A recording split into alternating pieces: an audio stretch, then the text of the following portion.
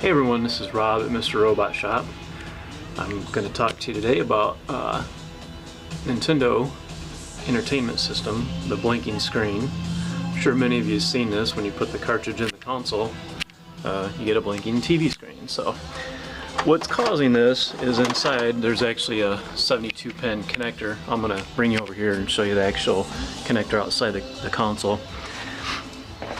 But what happens is the 72-pin connection makes contact with the main motherboard and then the cartridge, and between the 7210 times 2 you get a lot of connections there, 144, that if they're not making perfect contact you're going to get the blinking screen. So one option, if it's really loose when you put it in, I'd recommend getting these. These are around about 15 to 20 bucks for a decent quality.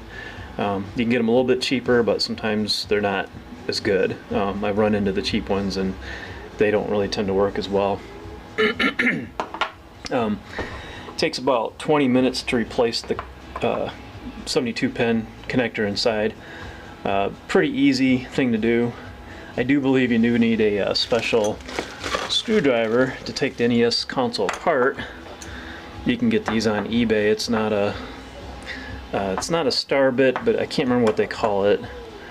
But it's a special one you can get for the cartridges and the consoles as well. Another thing you can do, that doesn't always fix it 100% either. Once you do replace it, you can buy these. We sell them at the shop here. They're 1-up console cleaners, and you basically, they say don't use liquid. I usually still use rubbing alcohol. Because anything dry really doesn't take the dirt off completely. We do sell these little 1-up cards, however. Pull one out here. And what you do is you have your card here, right?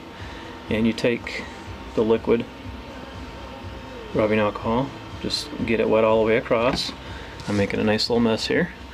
And what you do is you take the cartridge and you put the cleaner inside.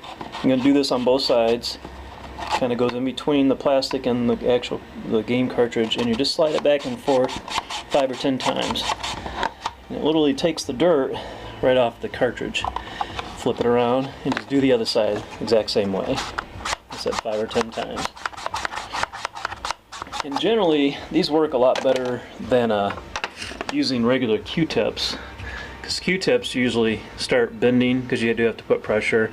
They just don't put the force that the cartridge cleaner cards actually do on the cartridge itself. So I really recommend these. Out of all the things I've used, these cards are definitely the best by far. They're about $4 per card. You can get an entire thing of rubbing alcohol for about $2, and you can use these on N64, Super Nintendo, Sega Genesis, pretty much all the popular handheld games. So, and I do want to show you something that they actually sent me just as a little gag, the 1-up folks. It's a toilet timer.